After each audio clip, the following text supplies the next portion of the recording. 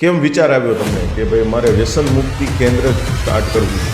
આની એવી કોઈ દવા કે કોઈ ઈલાજ આજ સુધી બન્યો નથી જે ચાલુ નશાને કે ચાલુ વ્યસનને અટકાવી શકે. તમે આટલા બધા લોકોને વ્યસન મુક્ત કર્યા, બરાબર છે, 8,000 જેટલા લોકોને, તો એની પાછળનું કારણ ફાઇન્ડ આઉટ કરવાનું તમે પ્લાન કર્યું કે ભાઈ શા માટે લોકો વ્યસનમાં આવ્યા છે? એમ દુનિયામાં એવું કોઈ કારણ કે એવી કોઈ મજબૂરી નથી કે જેના કારણે મારે દારૂ પીવો. કોઈ વખત ટીવીમાં જોયું હોય કે પાર્ટી કરીને બધા ડાન્સ કરે છે, એન્જોય કરે છે, તો ચાલો આપણે એ પણ કરીએ, બરાબર. આ રીતે ફ્રેન્ડ સાથે કશે ગયા, કોઈની બર્થડે પાર્ટીમાં કશે બહાર ફરવા ગયા, શરૂઆત આ રીતે થાય છે.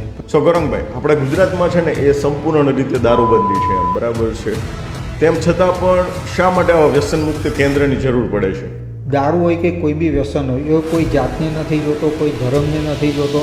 તમે કરોડપતિ છો કે રોડપતિ છો, જેણે જેણે બી દારૂને અપનાવ્યો એને બરબાદ કરી રહ્યો છે. તો ઘણીવાર એવું થયું કે ભાઈ પરિવારના લોકો મૂકી ગયા છે ને ભાઈ 2 દિવસ પછી 3 દિવસ પછી કે મારે નથી રહેવું, ભાગી જવું છે, અથવા તો ભાગી ગયા હોય.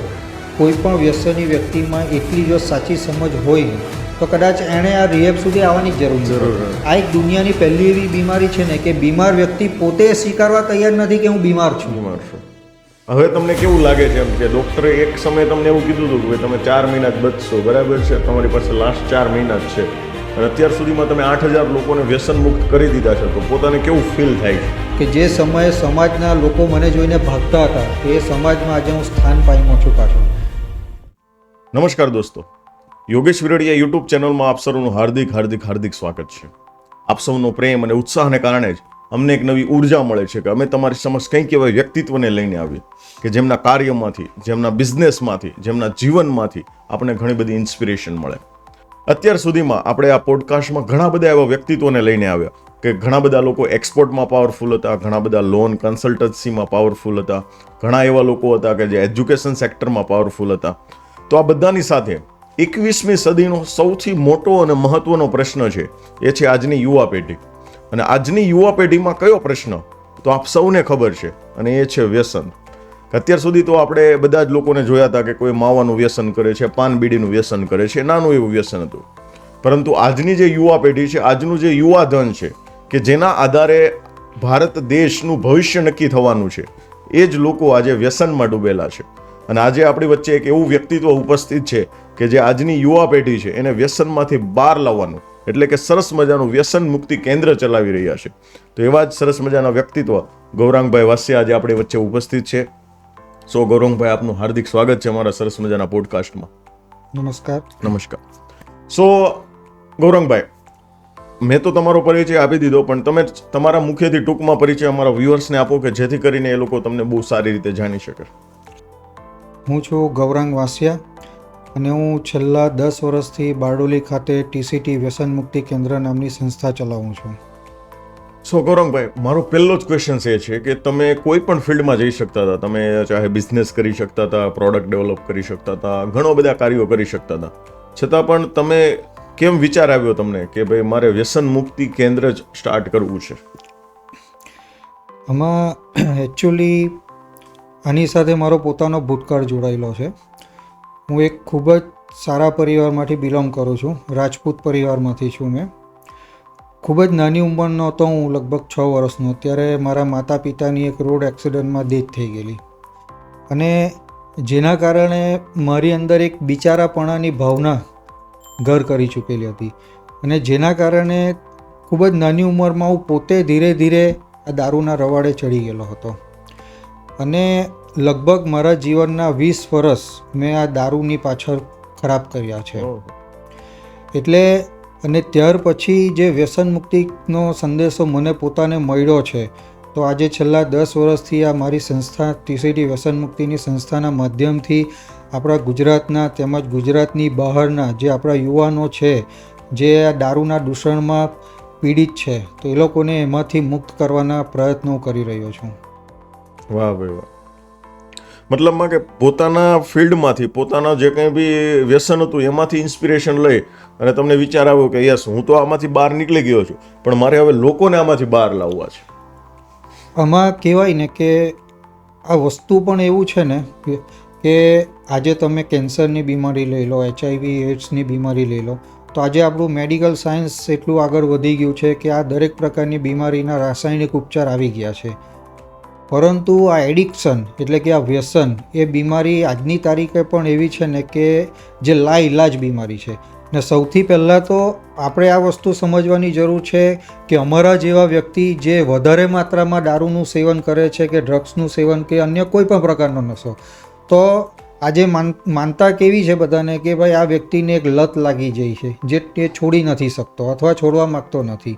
પણ હકીકતમાં આવું કોઈ વસ્તુ નથી. આ એક પ્રકારની માનસિક બીમારી છે કે જે વ્યક્તિ જે 10 લોકો દારૂ પીતા હોય છે તો તેમાંથી 6 લોકોને આ માનસિક બીમારી લાગુ પડે છે.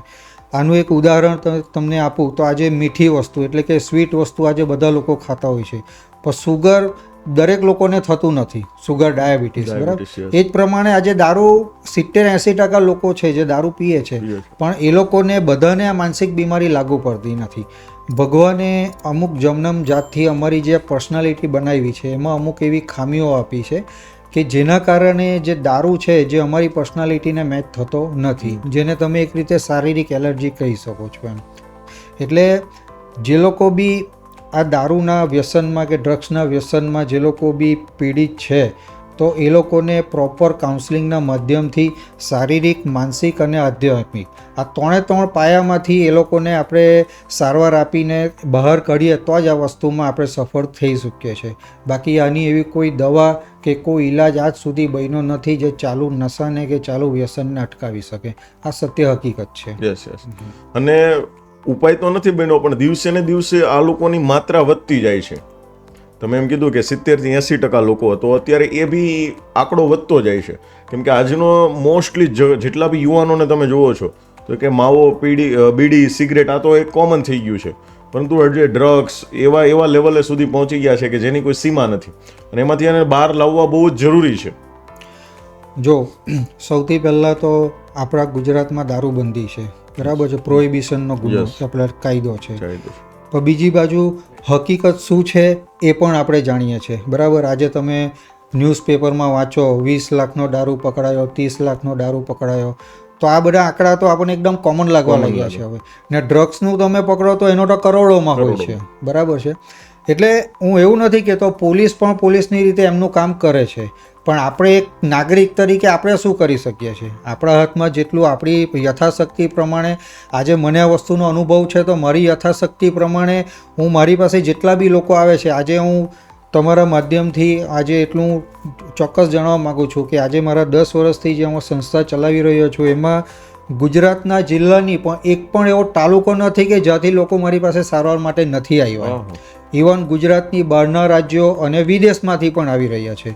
તો આજે આ જે ગુનાખોરી છે, જે આ સ્મગલરો છે કે બુટલેગરો છે, એ ક્યાંક ને ક્યાંક નવા નુસ્ખા શોધી જ કાઢે છે ગુજરાતમાં દારૂ ઘુસાડવા માટે અને વેચવા માટે, બરાબર છે. પોલીસની રીતે કામ કરે છે.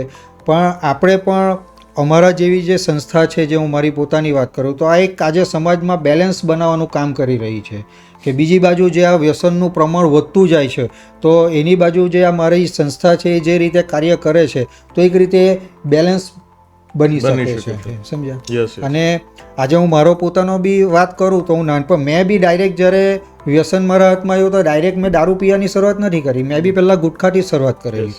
પહેલાં 2-3 વર્ષ મેં પોતે બી ગુટખા ખાતો હતો. ત્યાર પછી જ્યારે મારા જીવનમાં પહેલી વખત મેં બિયર પીધો તો એવું નથી કે પહેલી વખત મેં બિયર પીધો ત્યારથી મેં રોજ પીતો થઈ ગયો. મારું બી સોશિયલ ડ્રિંકન લગભગ 4-5 વર્ષ હતું. પણ મેં જે પ્રમાણે કીધું કે આ એક માનસિક બીમારી છે, તો એ ધીરે ધીરે જેમ સમય વીતતો ગયો એની સાથે સાથે મારું જે આ માનસિક આકર્ષણ હતું મારા નશા પ્રત્યે એ ધીરે ધીરે વધતું ગયું. ત્યાર પછી મારો એક સમય મારા જીવનનો એવો આવી ગયો ને કે હું આર્થિક રીતે, સામાજિક રીતે, પારિવારિક રીતે, શારીરિક રીતે, માનસિક રીતે બધી રીતે હું પતી ગયેલો હતો એમ, સમજ્યા. હું બારડોલી વિસ્તારમાં રહું. મારા વિસ્તારમાં જેટલા બી મારા જાણકારના લોકો હતા તો કોઈને મેં પૈસા ઉધાર લેવા માટે બાકી નથી રાખ્યા. હવે આ મારી પાસે ખિસ્સામાં 100 રૂપિયા છે, 150 રૂપિયાનું ક્વાર્ટર આવે, મારે 50 રૂપિયા ઘટે છે, તો જો બી જાણકારનો વ્યક્તિ મારી સામે આવે તો એની પાસે 50 રૂપિયા માગવાનામાં એ મને શરમ નહીં લાગતી હતી. ચોરી કરવી, ખોટું બોલવું, લડાઈ ઝઘડા કરવું, આ એક પીવાવાળા માટેના એક સામાન્ય લક્ષણો કહી શકાય આપણે, સમજ્યા ને. એટલે વ્યક્તિ દારૂ પીએ છે, જો કોઈ પણ દારૂ પીતો વ્યક્તિ કોઈ ગુનેગાર કે કોઈ ગાંડો નથી, પહેલી વસ્તુ એ છે. પણ દારૂના કારણે કે અન્ય કોઈ પણ નશાના કારણે એનું વાણી વર્તન વ્યવહાર જે હોય છે એ એટલી હદ સુધીનું ખરાબ થઈ જાય છે કે જે સમાજમાં જે પરિવારમાં આપણે રહીએ છીએ એમાં આ બધી વસ્તુ સ્વીકાર્ય નથી. એટલે જે વ્યક્તિ આવી બીમારીથી પીડિત છે તો એને બહારની દુનિયામાં ધિક્કારવામાં આવે છે. એને ધિક્કારવાની જરૂર નહીં, એને સજાની જરૂર નથી, એને સારવાર, યોગ્ય સારવારની, એને માર્ગદર્શન હેઠળ આપણે યોગ્ય સારવાર આપીને એને ફરી પાછો આપણે આ સમાજની જે મુખ્ય ધારા કહે છે એમાં આપણે લાવી શકીએ છીએ. જે તમારી સામે હું ખુદ દાખલો છું. સો ગૌરંગભાઈ, તમે કેટલા સમયથી આ સંસ્થા ચલાવો છો અને તમારી પાસે કેવા કેવા ડ્રગ એડિક્ટેડ લોકો આવેલા હતા અત્યાર સુધીમાં? હું 2015થી મેં આ સંસ્થાની શરૂઆત કરેલી અને મારી પાસે અત્યાર સુધીમાં લગભગ 8000થી પણ વધુ લોકો સારવાર લઈ ચૂક્યા છે. તેમાં ડ્રગ્સ એડિક્ટ પણ આવી જાય, આલ્કોહોલિક પણ આવી જાય, પણ વધુ માત્રામાં છે એ આલ્કોહોલિકની છે. સમજ્યા? આપણા અહીં શરૂઆતથી દારૂનું દૂષણ તો હતું જ, ડ્રગ્સનું શરૂઆતમાં એટલું પ્રમાણ ના હતું, પણ છેલ્લા 2-3 વર્ષથી જે હવે ડ્રગ્સનો જે ગ્રાફ છે એ પણ સમય ઉપર આવી રહ્યો છે અને આવ્યો પણ છે અત્યારે. એટલે 8000માંથી હું એટલું કહી શકું કે લગભગ 5000 જેટલા લોકો દારૂ માટે આવી ચૂક્યા છે અને 3000 જેવા લોકો ડ્રગ્સ માટે આવી ચૂક્યા છે. ને એનાથી વિશેષ અન્ય પણ આજે તમે ડ્રગ્સની બધી બહુ માત્રા આજે આવી ગઈ છે. તમે આજે મેડિકલ પર આજે તમને શરદી ઉધરસ થઈ હોય, તમે ડૉક્ટર પાસે જાઓ તો ડૉક્ટર તમને કફ સિરપ લખ. એ કફ સિરપ આપણે 1 ચમચી કે એવું જમ્યા પછી કે સવારે લેવાનું હોય, બરાબર? તો આજે મારી પાસે એવા લોકો પણ આવે છે કે આવી કફ સિરપની આખી બોટલ એક દિવસમાં 10થી 15 બોટલ નેટ પી જાય છે. ટાઈગર બામ આવે, ટાઈગર બામ ખાય, પંચલ સાંધવાનું જે પેલું સોલ્યુશન આવે, સોલ્યુશન સૂંઘવાનો નશો કરે. એટલે અમુક તો હવે પોલીસ બોર્ડર પર કેવા ડ્રગ્સ રોકી શકે, ચાલો જે આ મુખ્ય ગાંજો છે કે પછી હિરોઈન છે બધું, પણ અમુક વસ્તુ એવું છે કે જે આપણા માર્કેટમાં એમ જ અવેલેબલ છે, જેનો બી નશા તરીકે ઉપયોગ થઈ રહ્યો છે. તો આપણે કઈ વસ્તુ પર કંટ્રોલ કરીશું એમ, સમજ્યા ને? એટલે મેં આગળ જેમ તમને કીધું તેમ કે એક નાગરિક તરીકે આપણને જે વસ્તુની ખબર છે કે આ વસ્તુનો અહીં જગ્યાએ મિસયુઝ થઈ શકે છે તો એના પ્રત્યે લોકોને જાગૃત કરવા કે સાચી માહિતી આપવી એ હું મારી ફરજ પોતાની માનું છું. વાહ ભાઈ વાહ. સો ગૌરંગભાઈ, તમે આટલા બધા લોકોને વ્યસન મુક્ત કર્યા, બરાબર છે, 8000 જેટલા લોકોને, તો એની પાછળનું કારણ ફાઇન્ડ આઉટ કરવાનું તમે પ્લાન કર્યું કે ભાઈ શા માટે લોકો વ્યસનમાં આવ્યા છે? એમ ઘણા બધી વખત આપણે જોઈએ છે કે ફ્રેન્ડના ઇન્ફ્લુઅન્સથી આવતા, ઘણી બધી વખત એણે કોઈ ધંધામાં નુકસાની કર્યું અને પછીથી પીવાનું ચાલુ કર્યું, ઘણી બધી વખત ફેમિલી પ્રોબ્લેમથી એણે ડ્રિંક્સ લેવાનું સ્ટાર્ટ કર્યું. એમ તો કયા કારણથી સૌથી વધારે આવ્યા હતા તમારી પાસે? તમે પછી જે લોકો જ્યારે વ્યસન બંધ કરી દીધું હોય ત્યારે તમને આ ક્વેશ્ચન્સ પૂછ્યો હોય અને લોકોના શું આન્સર હતા? જો પહેલી વસ્તુ તો એ કે આ દુનિયામાં એવું કોઈ કારણ કે એવી કોઈ મજબૂરી નથી કે જેના કારણે મારે દારૂ પીવો પડે. યસ. દારૂ પીવા માટે એમ તમે જુઓ તો પીવાવાળા માટે અસંખ્ય બહાના હોય છે, બરાબર? કોઈ પણ દારૂ પીતો વ્યક્તિ જ્યારે એના જીવનમાં પહેલી વખત દારૂ પીએ છે કે એની શરૂઆત કરે છે તો એક એને તમે કહી શકો કે એક શોખ ખાતર, બરાબર, કે કંઈક નવું કોશિશ કરવાના પ્રયત્ન. કોઈ વખત ટીવીમાં જોયું હોય કે પાર્ટી કરીને બધા ડાન્સ કરે છે, એન્જોય કરે છે, તો ચાલો આપણે પણ કરીએ, બરાબર? આ રીતે ફ્રેન્ડ સાથે કશે ગયા, કોઈની બર્થડે પાર્ટીમાં કશે બહાર ફરવા ગયો, શરૂઆત આ રીતે થાય છે. પછી જેમ મેં તો તમને કીધું તેમ કે 10 લોકો દારૂ પીતા હોય તેમાંથી 6 લોકોને આ બીમારી લાગુ પડે છે. જે તે સમયે મેં મારા જીવનમાં પહેલી વખત જ્યારે દારૂ પીધો ત્યારે મને પોતાને એ ખબર નહીં હતી કે આવી કોઈ બી બીમારી હોઈ શકતી હોય અને મને પોતાને બી આ બીમારી લાગુ પડે છે.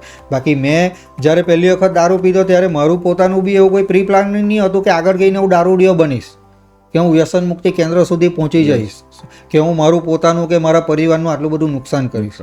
સમજ્યા ને? એટલે કેવું છે કે એવું પર્ટિક્યુલર કોઈ રીઝન નથી કે જેના કારણે વ્યક્તિએ દારૂ પીવો પડે અથવા તો એ દારૂડિયો બને છે. સમજી ગયા?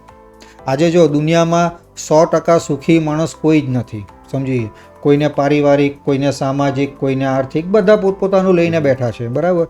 પણ કોઈ એવું નથી કે જેમ દારૂડિયાની માનસિકતા છે, દારૂડિયાની માનસિકતા કહે કે આજે કદાચ કંઈક ખરાબ સમય આવ્યો, કંઈક ટેન્શન આવ્યું તો એ દારૂ લેશે, કંઈક સારો સમય આવ્યો, લગ્ન પ્રસંગ, કશે ફરવા ગયા, એક્સાઇટમેન્ટ, તો એ દારૂ. એના જીવનનું એક કેન્દ્ર બિંદુ દારૂ બની જાય છે. સારો સમય કે ખરે એની વાત આવીને અટકે દારૂ પર જ ખાલી, સમજ્યા? આવું છે.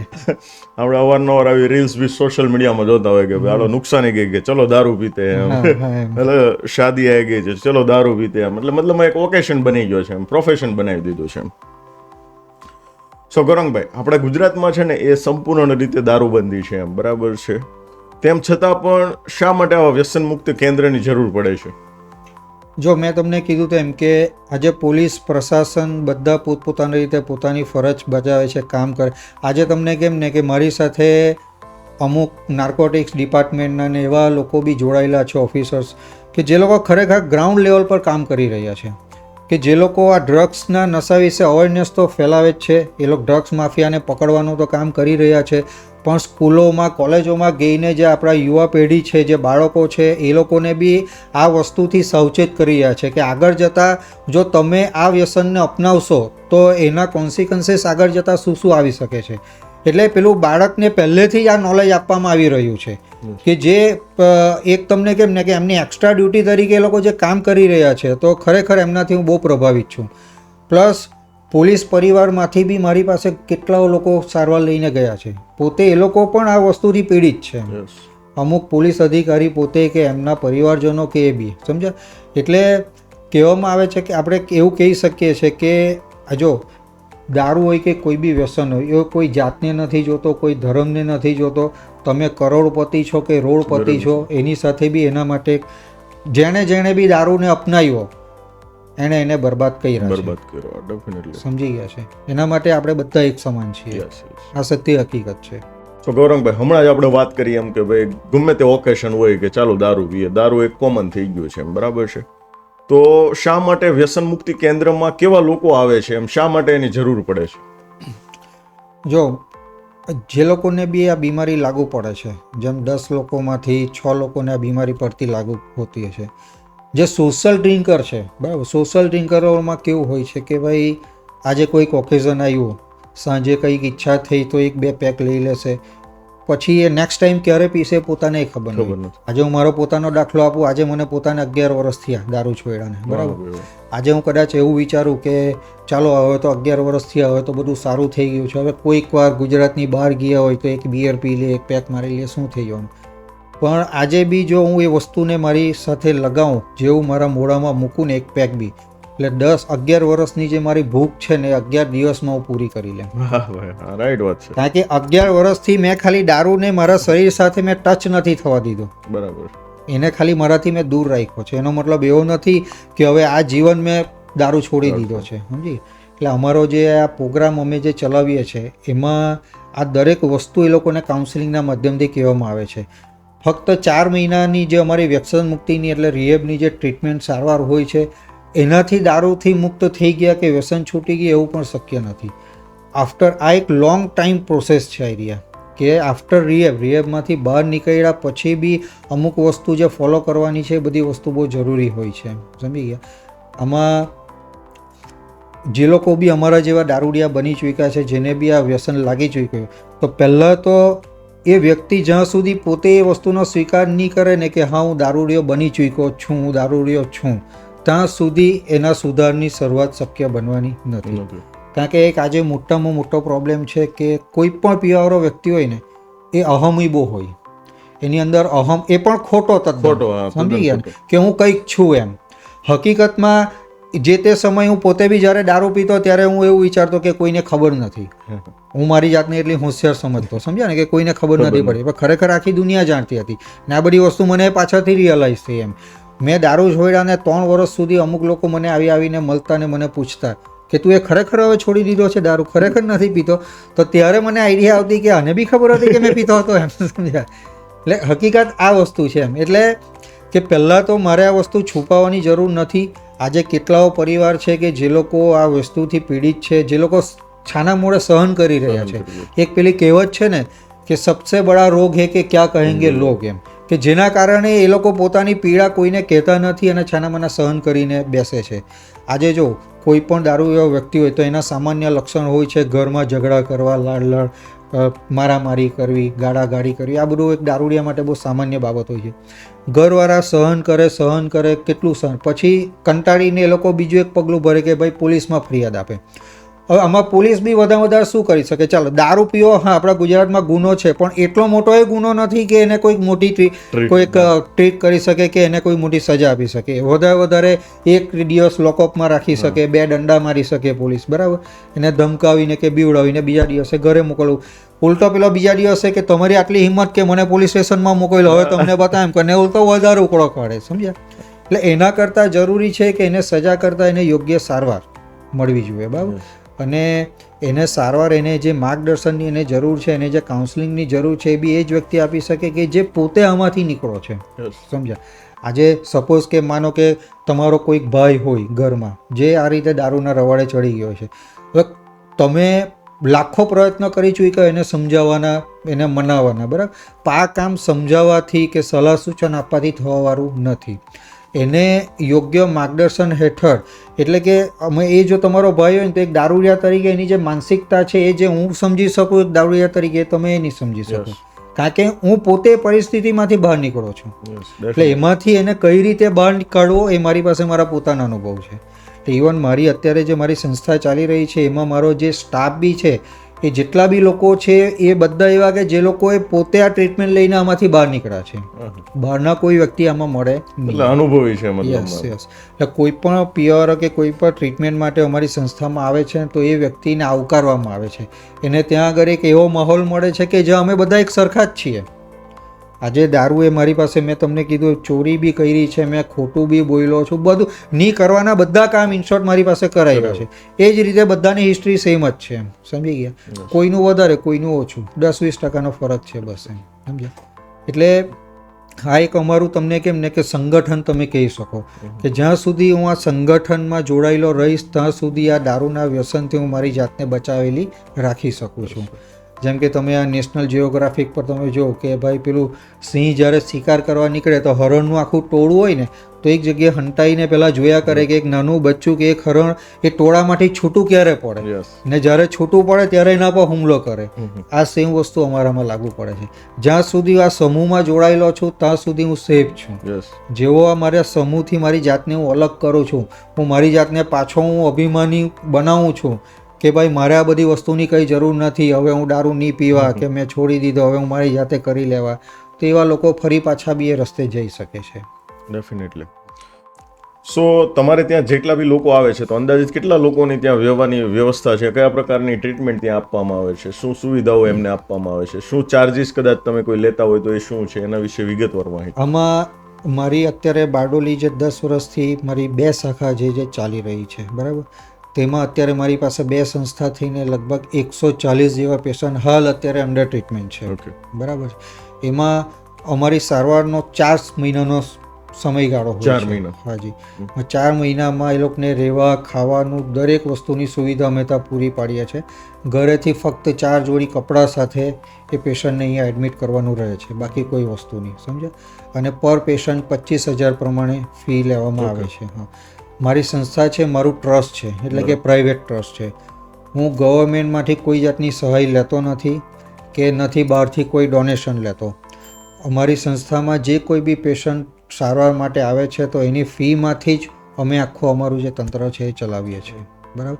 અને આ 30 ડિસેમ્બર 2025ના રોજ હું એક મારી નવી શાખાની શરૂઆત કરવા જઈ રહ્યો છું, જે માત્ર ગુજરાતની પણ આખા ભારતની નંબર 1 બ્રાન્ચ છે કે એના જેટલું મોટું પ્રોપર રિહેબ આપણા ઓલ ઓવર ઇન્ડિયામાં કોઈ જગ્યા નથી એમ.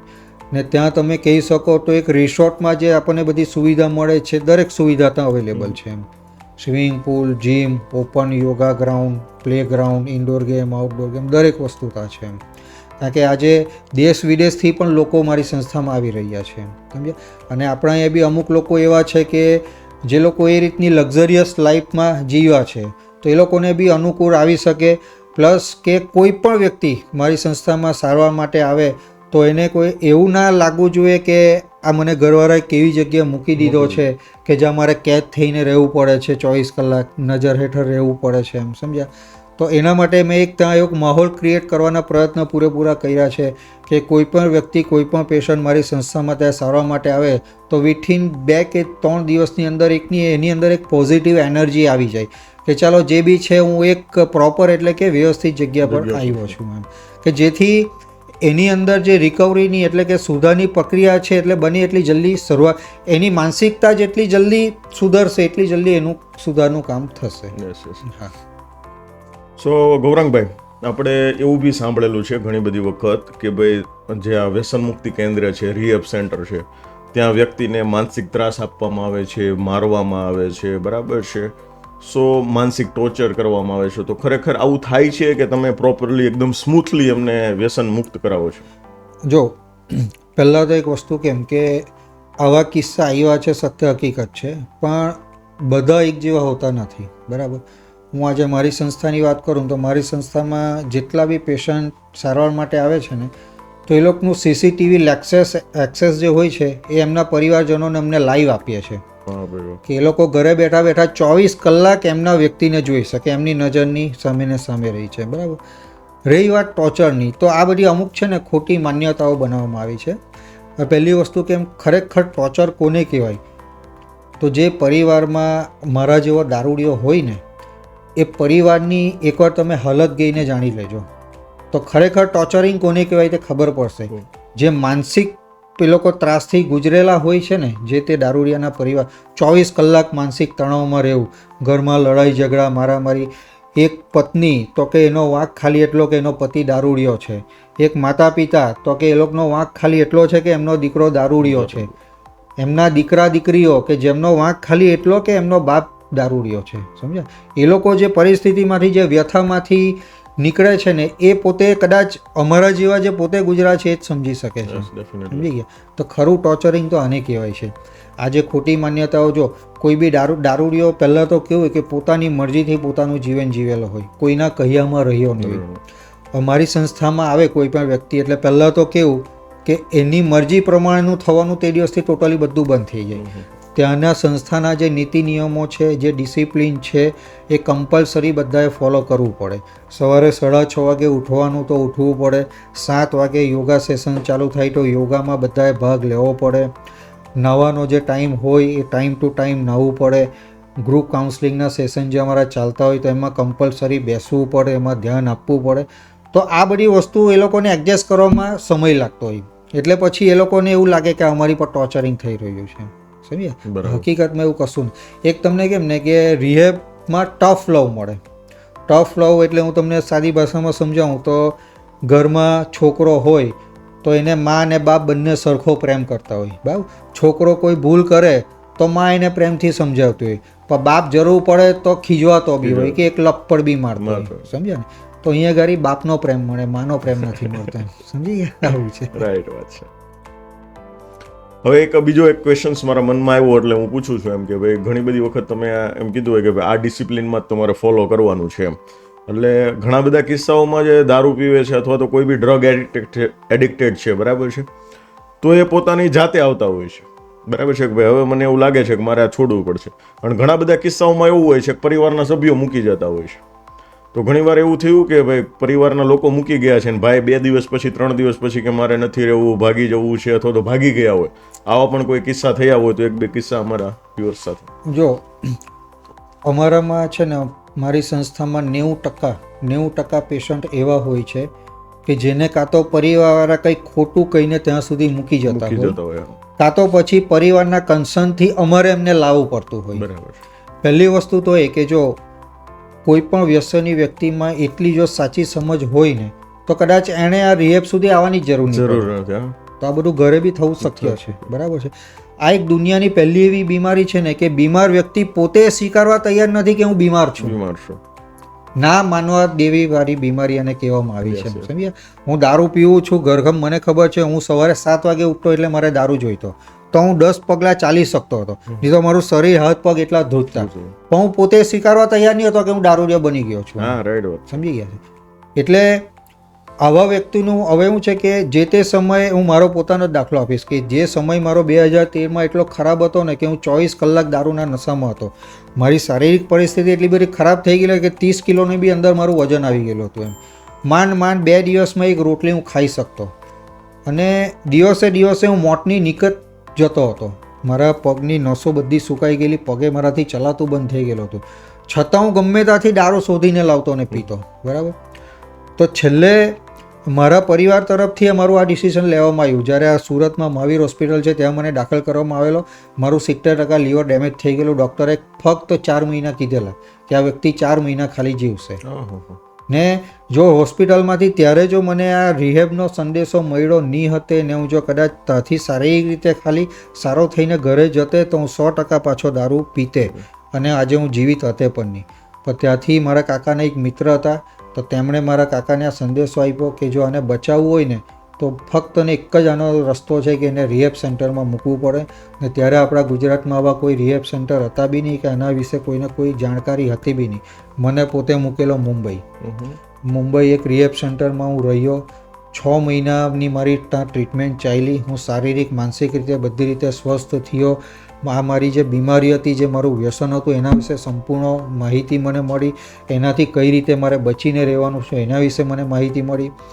6 મહિના પછી જ્યારે મને ત્યાંથી રજામાં આપવામાં આવી તો પછી મને ડર લાગ્યો, કારણ કે અહીંયા ગુજરાતમાં મારી પાસે કંઈ હતું નહીં. મારા લગ્ન હતા તે છૂટા થઈ ગયેલા.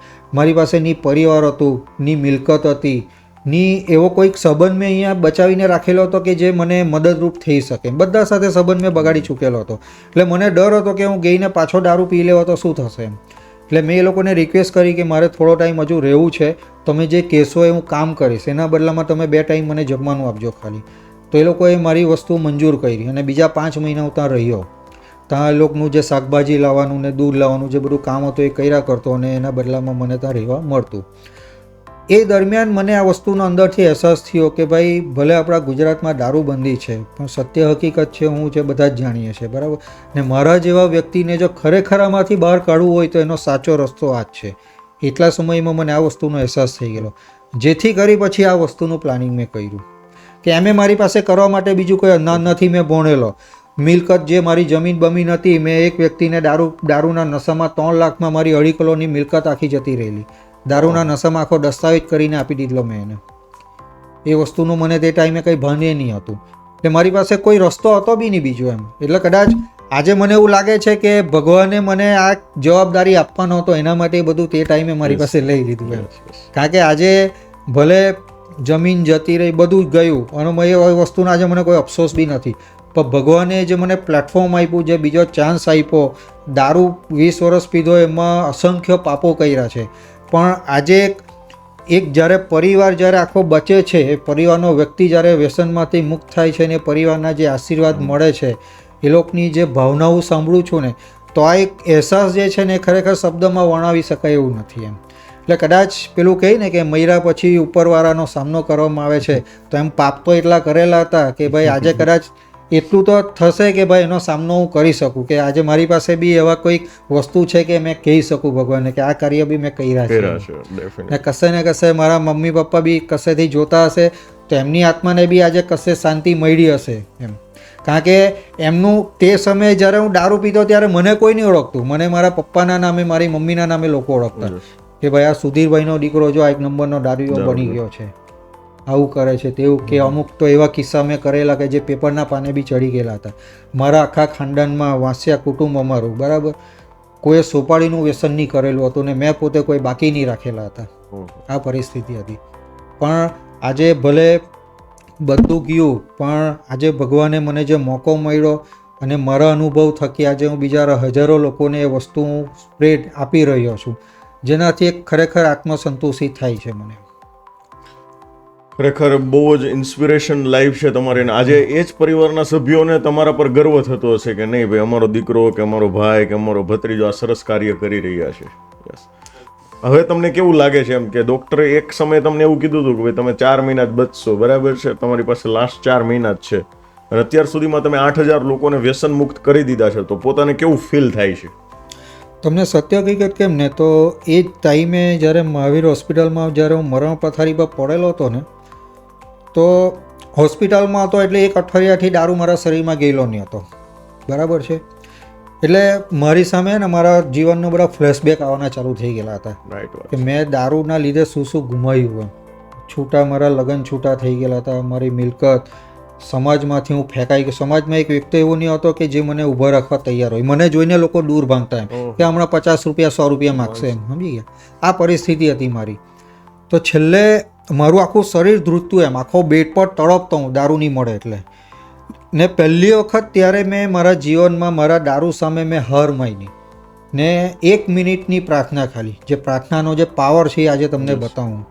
1 મિનિટની પ્રાર્થના મેં ભગવાનને કરી એ પથારીમાં પડ્યા કે ભગવાન, કાં તું મને હવે લઈ લે, આ બધી વસ્તુ મારાથી સહન નથી થતી, કાં તો પછી આમાંથી નીકળવાનો મને સાચો રસ્તો બતાવો. ને ખરેખર ભગવાને, મારા તો નહીં કહી શકું પણ મારા મા બાપના, કે જે લોકો બી મારા માટે કંઈક સારી વિશેષ કરતા હતા એ લોકોનું ઉપરવાળાએ સાંભળ્યું હશે. અને 24 કલાકની અંદર મને આ બોમ્બેના રિહેબ સેન્ટરનો મેસેજ એક દેવાંગભાઈ પટેલ કરીને છે સુરતના, એમણે આપ્યો મારા કાકાને. અને દેવાંગભાઈ પોતે જ મને મુંબઈ બીજા જ દિવસે મહાવીર હોસ્પિટલમાંથી રજા લઈને ત્યાં મૂકવા માટે આવેલા. ને ત્યાંથી જે મારા જીવનનો એક તમને કેમ ને યુ-ટર્ન જે મારો પકડાયો, કે ત્યાંથી જે શરૂઆત મેં કરી કે મારા જીવનમાં મારી પાસે જે બી વસ્તુ ગુમાવવા જેવી હતી એ બધી વસ્તુ હું ગુમાવી ચૂકેલો હતો, કોઈ વસ્તુ બાકી રહેલી હતી નહીં. એટલે ત્યાર પછી મેં આજ સુધી પાછળ ફરીને જોયું નથી એમ, સમજ્યા. આજે હું મારી જાતને હું અભિમાન નથી કરતો, પણ મને મારી પોતાની જાત પર એટલો ગર્વ છે કે જે સમયે સમાજના લોકો મને જોઈને ભાગતા હતા તો એ સમાજમાં આજે હું સ્થાન પામ્યો છું પાછો. આજે સમાજના કોઈ બી પ્રસંગ હોય કે કોઈ પણ વસ્તુ હોય તો એમાં સામેથી મને બોલાવવામાં આવે છે, સમજી ગયા. તો હું મારી જે સાચી કમાણી છે અને માનું છું. હું ભૌતિક સુખને હું જરાક બી પ્રાધાન્ય આપતો નથી, પણ જે વસ્તુ, જે માન સન્માન જે મેં ગુમાવેલું હતું, આજે એ ફરી પાછું મેળવવામાં સફળ રહ્યો છું. ને તે બી અમારી જે આ પ્રક્રિયા છે, અમારું જે અમારી આ દારૂની છોડાવવાની જે અમારી પદ્ધતિ, જે સારવાર છે, એમાં ફક્ત દારૂ છોડવાને મહત્ત્વ નથી આપવામાં આવતું. દારૂ છોડવા પછી જે ખરેખર જીવન કઈ રીતે જીવવું છે, મારા વાણી, વર્તન, વ્યવહારમાં મારે કયા કયા બદલાવ લાવવાની જરૂર છે, આ બધી વસ્તુ મેઇન મહત્ત્વની છે. આજે ખાલી ચાલો મેં દારૂ છોડી દીધો, પણ આજે લોકો સાથે લડાઈ ઝઘડા કરવાના, ગાળાગાળી કરવા, એ બધી વસ્તુ જ્યારે હું પીતો હતો એ જ જો આજે બી મારું ચાલ્યું હોય તો આજે મને કોઈ સન્માન આપતે, કોઈ ઇજ્જત આપતે? નહીં આપતે. એટલે આ બધી વસ્તુમાં બી ફરક કે બદલાવ લાવવો બહુ જરૂરી હતો. જે મને આજે હું તો મારી જાતને એટલું કેમ કે હું લકી છું કે આલ્કોહોલિક હતો મેં, હું આલ્કોહોલિક બન્યો તો આ પ્રોગ્રામ મને મળ્યો. જો આ પ્રોગ્રામ મને નહીં મળતે તો દારૂ છોડવાની તો બહુ દૂરની વાત, પણ ખરેખર જીવનશૈલી કેવી હોવી જોઈએ એક વ્યક્તિની, જે મને આજે મળી છે તે નહીં મળતે મને. એના માટે બી એ વસ્તુનો બહુ આભારી છું. મતલબમાં કે દારૂ છોડવાની સાથે સાથે એક સારું વ્યક્તિત્વ, એક સારી પર્સનાલિટી બહાર જાય અને સારા સમાજને એક સારી પર્સનાલિટી મળે એના માટે. યસ. તો આને એવું કહી શકાય કે ભાઈ આ વ્યસન મુક્તિ કેન્દ્ર નથી પણ એક જીવન બનાવતી પાઠશાળા કહી શકાય આપણને, કે જ્યાં વ્યક્તિના જીવનને નિખાર મળે છે. આ એક અમારી એવી શાળા છે ને કે ત્યાં વિધાઉટ એજ્યુકેશન તમને ગ્રેજ્યુએશન મળે છે. Yes definitely. સો એકાદ બે રમૂજી વાતો મને પૂછવાનું મન થાય એમ કે ભાઈ તમારે ત્યાં કોઈ વ્યક્તિ આવે છે ને પછી 1-2 દિવસ થાય એટલે તમને કહેતા હશે કે સાહેબ થોડુંક આપો ને થોડુંક વ્યવસ્થા કરાવી દો અને થોડુંક માવવાનું એકાદું કરાવી દો. અને આવો કોઈ કિસ્સાઓ બને છે ખરા કે કેટલા દિવસ સુધી લોકો માંગે છે કે પછી માંગતા બંધ થઈ જાય છે? એટલે આમાં કેવું હોય, જો કોઈ બી વ્યક્તિને નવા એડમિટ કરવામાં આવે એટલે નો ડાઉટ કે એની તલબ તો આવવાની જ હોય, એને એકદમ બંધ થઈ જાય. એટલે બરાબર, એટલે સૌથી પહેલાં અમારી માનસિક સારવારની ટ્રીટમેન્ટ એ ચાલુ નથી થતી. પહેલાં એક મેડિકલ રૂમમાં એમને રાખવામાં આવે, પહેલાં એમના બધા બ્લડ રિપોર્ટ કરાવવામાં આવે. રિપોર્ટ થકી અત્યાર સુધી આ વ્યસનના કારણે એમને જે કંઈ બી શારીરિક નુકસાન થયું હોય તો એ રિપોર્ટ પ્રમાણે અમારા ડૉક્ટર હોય, એ ડૉક્ટરની અંદરમાં આખી એમના બોડી ડિટોક્સ કરવાની ટ્રીટમેન્ટ કહેવાય. કે જે વ્યક્તિનો રિહેબમાં આવ્યા પછી એમનો જે નસો એકદમ બંધ થઈ જાય, એના કારણે આ વિડ્રોલ્સ આવતા હોય. અમુક લોકોને ખેંચ બી આવી જાય, સમજ્યા. અમુક હેલ્યુસિનેશનમાં ચાલ્યા જાય કે દિવાલ સાથે વાત કરે ને ભગવાન દેખાઈને આવું બધું થતું હોય એમ, સમજ્યા. એટલે સ્ટાર્ટિંગમાં અઠવાડિયું 10 દિવસ આવું બધું ચાલતું હોય, તલપ આવે, બધું જ થાય એમ, સમજ્યા. તો અમુક એ પછી મેડિકેશન એવું કરવામાં આવે કે એ લોકોની તલપ ધીરે ધીરે બંધ થઈ જાય એમ. સામાન્ય લક્ષણો દારૂડિયામાં કેવું હોય કે રાત્રે ઊંઘ નહીં આવે, દારૂ નહીં મળે એટલે હાથ પગ ને બધું ધૂતતું હોય. ખોરાક મળતા તમને કેમ ને કે જ્યારે નવા પેશન્ટ આવે તો માંડ 1 રોટલી ખાઈ શકતા હોય. પછી અમારી આ મેડિકલ સારવાર જેમ જેમ ચાલે, 2 દિવસ 3 દિવસ 4 દિવસ પછી 8-8 10-10 રોટલી સુધી ઊભા નહીં રહી જાય. એવરેજ તમને કે મારી સંસ્થામાંથી એવરેજ 4 મહિનામાંથી જે તે વ્યક્તિ સારવાર લઈને બહાર નીકળે છે ને 12 થી 14 કિલો વજન વધારીને બહાર નીકળે છે. આ એવરેજ કેમ છું તમને? જબરજસ્ત. સો મારો એક ક્વેશ્ચન એ છે કે વ્યસન મુક્તિ કેન્દ્રથી કોઈ બી વ્યક્તિ છે એનું વ્યસન છે એ 100% છૂટી જાય છે, તમારો શું અનુભવ કહે છે? જો 100% ગેરંટી આપવી એ શક્ય નથી, જો 100% ગેરંટી તમને આખી દુનિયામાં કોઈ આપી નહીં શકે, ને જો કોઈ આપતા હોય તો એ ખોટા માણસો, સમજી લેજો. કારણ કે તો અમે ભગવાનની જગ્યાએ આવી ગયા, Yes. ને એ વસ્તુ શક્ય બનવાની નથી.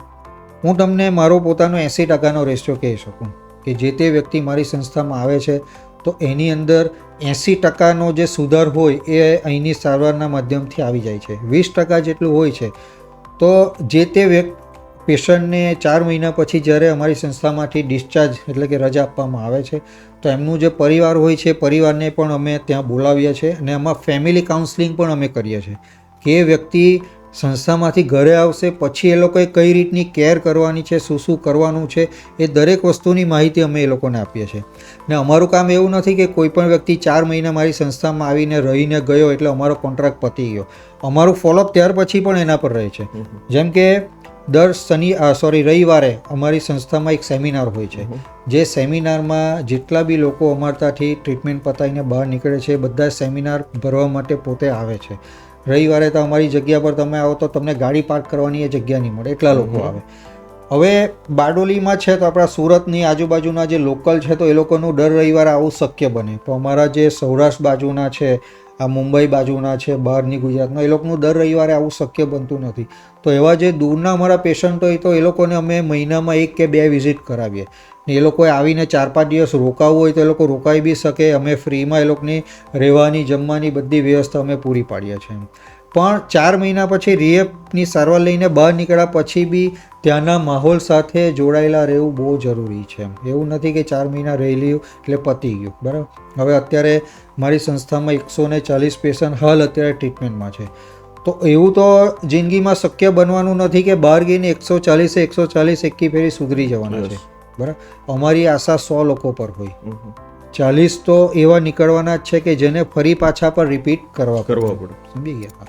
કારણ કે દરેક વ્યક્તિની માનસિકતા અલગ અલગ હોય છે, સમજી ગયા. હવે કેવું છે કે મારી અંદર ફર્સ્ટ ટાઈમમાં કારણ કે હું બધી રીતે ખતમ થઈ ગયેલો હતો, મારી પાસે બીજો કોઈ રસ્તો જ નહીં હતો.